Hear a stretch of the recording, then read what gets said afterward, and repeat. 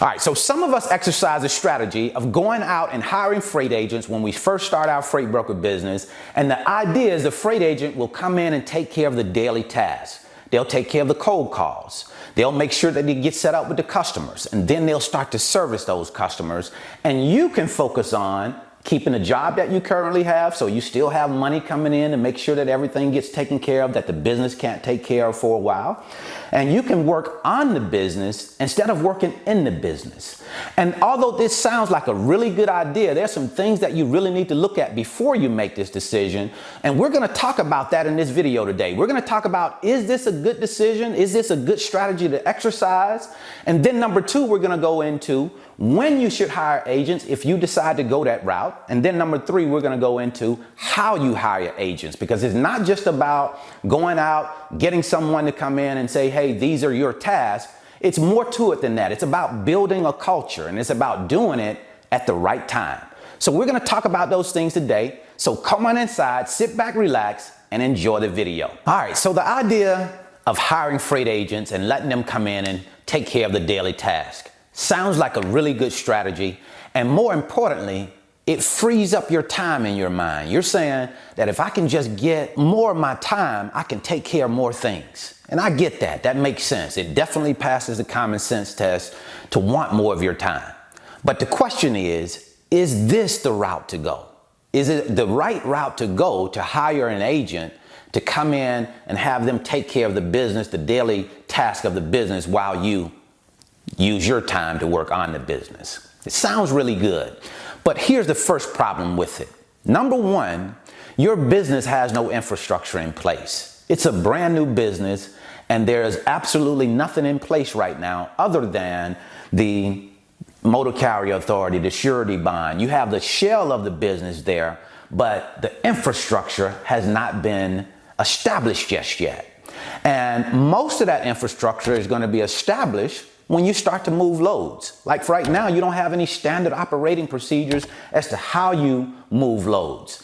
You might have something written down as to how you think it goes, but it's really going to start to be built as loads start to move. And when none of that is in place, expecting a freight agent to come in and basically work on his or her own without any guidance, without having any documents where they can reference things at, because they are going to need that. And if they don't have that already in place, that's going to be a problem. So having no infrastructure in place as far as the structure of the business, how the business operates, could definitely be detrimental to your success. It could prevent you from getting to where it is that you want to go if you decide to go out and hire agents. Because what we have to also think about is that agent really going to be as committed to going out and making those calls every day when they really don't understand that process? They really don't understand, exactly how that works just yet. That's a tough task for you. But now we're going to change over and say we're going to give that to someone else and expect that they're going to do it and do it in the proper way. I think that's a stretch. The next thing that we have to look at is the struggles that agent is getting ready to have. Because there's nothing in place, because there's no credit in place, they're not going to be able to move their loads as fluidly as they would if credit was already in place. So because these things aren't in place, that agent has a hill like this to try and climb. And it usually doesn't work. That agent would look at that situation and realize, hey man, there's a whole lot more here than I bargained for. I'm out. So we don't want to put the cart in front of the horse, in my opinion. I don't think it's a good idea to go out and hire agents at the front of your business for two reasons that I just mentioned. Number one, you don't have an infrastructure in place. Number two, your business does not have any credit just yet. And if you don't have good credit, it's more difficult to get loads moved. And how long do you think it's going to take for a freight agent to figure out, hey, these guys don't have good credit? Not very long. Because after they get loads and they start taking those loads to carriers, let's say they got a load, they got a good rate on the load, they're making a good commission on the load. And now when they take it to the carrier says, hey, we're not able to work with you because the company you represent does not have established credit. You have an N rating. You haven't been in business long enough. Once they start seeing that, they're going to say, you know what? I like what it is that I'm doing. I think this can work, but it will not work for this company because they don't even have established credit yet. So we want to get that thing in place before we go out and hire agents. Another thing that we have to look at that's really, really important is the liability that comes with hiring agents. You see, everything that agent does, he's doing under the banner of your company. He's doing under your motor carrier authority. So if he goes out and does something not in line with the rules, not in line with the FMCSA, not in line with proper safety protocol, if he's negligently hires a carrier, then that falls back to the company.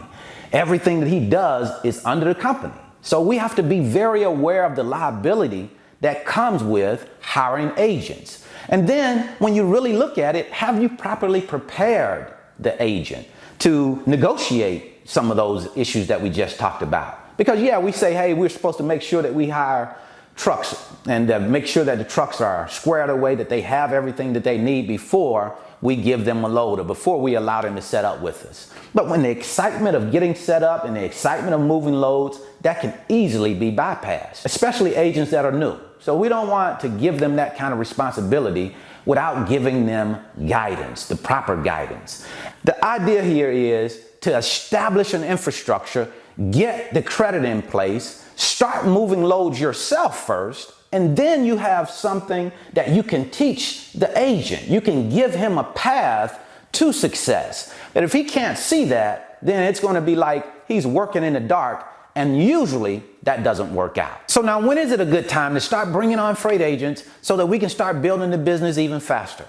Well, let's take a look at it like this. How can I bring on an agent if I haven't started moving loads myself? I can't teach you how to move loads if I haven't done it. At least that's the way I see it. So after you have gotten your business up and established, you've gone out and set up 2 to 3 relationships with other customers, and you're working consistently moving those loads, and you've established credit, you've been doing it now for at least 12 months, I think then is a great time to bring on agents if you're up for the task, if that's what you want to do. Because remember, you're teaching someone else to do this now, and you're responsible for that person. So that adds an extra layer of liability to your business. So as long as you understand that and you can accept that, go for it. But do it with understanding that you need an infrastructure in place. You need established processes and procedures in place first. You need documentation in place that explain how the processes work, because sometimes you're not going to be there. So that agent needs to be able to reference those documents and say, this is how it works. This is how I move a load. This is how I invoice factoring companies. This is how I make sure that when carriers have a problem with truck order not used, or when they have a problem with detention, this is how it's handled. We want to make sure we have those things in place to make it a more fluid work environment for our freight agents. Because remember, we're establishing a culture here. Your freight agent has to be able to come in and see that there is a possibility for him to succeed in this environment. And establishing a solid culture is going to be directly on you as the business owner, to make sure that your freight agent can see that this is a forward-thinking establishment, that we are an establishment that's all about advancing ourselves, advancing our customers, making this the best experience for our customers. And of course, what we understand comes with that, we're going to reap the benefits in the process. So that's what it's all about. And you have to establish that culture as the business owner. So when do I think it's a good time to bring on agents? 12 months into your business, after you've shared that N rating, after you've gotten at least 2 to 3 customers and you've been working with those customers now consistently, you understand how to service those customers. Now you can go back and teach that to your freight agent. Okay, so let's say that you've gotten to the point now that you are ready to hire agents. You've been doing it for a little while now. You've established that good credit. And now you're looking at opportunities to bring on other agents. Now the question is, how do you do that? Well, the first thing that I think you should do is to realize that this is a very serious decision. This is not something that you should just go out and hire somebody who's a friend of yours or somebody that need a job. That's not what this is about. This is about hiring the best person for the job, because we're talking about your business here. We're talking about your baby that you're building, your baby that you're presenting to the world and saying, this is my business, this is my company. So you want the best person to represent your company. Now, here's the other thing that you have to understand. The person that you bring on to your business to work with you probably won't be the person that will be with you a year from now. That's just how it works. Most cases, you're going to have to go through a few agents before you get to that right agent, the agent that is going to be there with you for the long haul. And that's just how it works. So be prepared for that. And then what we want to think about is, what capacity are we bringing this person to our company? Will they be an employee or will they be a private contractor? Employees come with an entirely different ball game that you have to be ready for. Now, what do I mean by that? Well, sometimes we get in our minds that we want to bring on an employee, we want to pay them a salary. Regardless of whether they move loads or not, we're going to be the good business owner and we're going to bring them on in a salaried position. So now what we're doing is making them a W-2 employee, which brings in a whole different dynamic. For example, you're going to be liable to have to pay for that employee's Social Security and his Medicare tax. You'll pay half of that and he'll pay the other half. I think it's 7.65%. You'll pay 7.65%. He'll pay for the entire 15.3%, I think it is. But you're going to be responsible for paying half of that. So when you're first starting out, I would say that the W-2 way is not the way to go. I would much rather lean toward the private contractor, because as a private contractor, I am not responsible for that individual when it comes down to taxes. He's responsible for his own taxes. He takes care of that. I pay him based on commission only. So he'll be working in the capacity of a freight broker, but he will only get paid when he moves loads. So it's a commission-based position and not a salaried position, because being a salaried employee throws a whole different dynamic on the business owner that I don't think is a good idea for new business owners. So the next thing that I think is critically important is to set up a meeting with the freight agent to go over the broker and the freight agent agreement. Critically important. Why I think this is so important? Because it lets the agent know straight out of the gate that I am interested in your success. I want to make sure that you understand me and I understand you. That way we get off on the right foot. Because if the agent sees that you are not taking this seriously, then there's a very real possibility that he is not going to take it seriously. So we want to explain the broker-agent agreement and then leave some room for him to come in and ask questions so that we can have a good understanding of what this business is all about, what the relationship is all about, what our goals are. And then when we're going to set up time to come back and talk again about the progress, about some things that have been going on. Are you doing well? Are you not doing so well? And what we need to do or what we need to put in place to help you to move the business forward. That's what it's all about. That shows that you're involved. That shows that you care about your own business. And then your freight agent will see that. A culture will start to be developed. Last but certainly not least, one of the most important things that we have to understand is that all freight agents are not going to work out. As a matter of fact, most of them are not going to work out. And what we have to do as business owners is recognize this early on. And when you see a relationship that is not quite working out, you have to do what I call the Quincy Method. K-W-I-N-K. And what it stands for is knowing what I now know.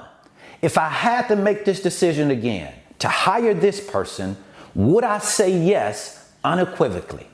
If I cannot say yes 6 months down the line unequivocally, 3 months down the line unequivocally, then I cut my losses immediately. Why do I do that? Why do I say, hey, there's no sense in going any further with this relationship. It's time to sever this relationship and move on to the next. Why would I do that?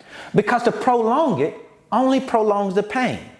It only makes it even more difficult, and the relationship is just going to continue to deteriorate because you've recognized already that it's not going to work. And when you continue to do that, you're just working against yourself. So go ahead and cut that relationship. Tell that person that, hey, it's been, whatever type of experience it has been, hopefully it's been good for the both of you. You've learned from it, but now you have to go in different directions because it's not working out. and hopefully that person can understand it. Hopefully you'll be able to articulate it in a way that they can understand it. But always remember that you are the business owner. You have a goal in mind for the business. You have a goal in mind for the person that's working with you in the business. But if it's not going in the direction that you want it to go, as the business owner, if you're not achieving the goals that you want to achieve, if you see that this is not the person for the job, this person is not in the right seat, then cut the relationship and move on. So in a nutshell, bringing on freight agents is a great way to build your business as long as it's done in the proper way. I think there's a way that you should bring on agents. I think you should bring them on at a certain time in your business. And I also think that it's about building culture. It's about doing things in the right way, establishing that relationship in the right way from the start. When you do that, you have a much better chance at being successful. But also understand that many times it's not going to work out. You're going to make some hiring mistakes. And when you do, learn from those mistakes and don't continue to make them in the future. So that's what I wanted to share with you today. I certainly hope this information has been helpful. If you're interested in learning more about the freight broker business, I'm going to leave you a link in the description. It's my 5-video series titled How the Load Movement Process Works. It'll show me in the office moving freight, talking to carriers, talking to shippers, so you can get an idea of how it actually works. So have a great day. I wish you the very best in your life and business. See you at the top, because the bottom is much too crowded.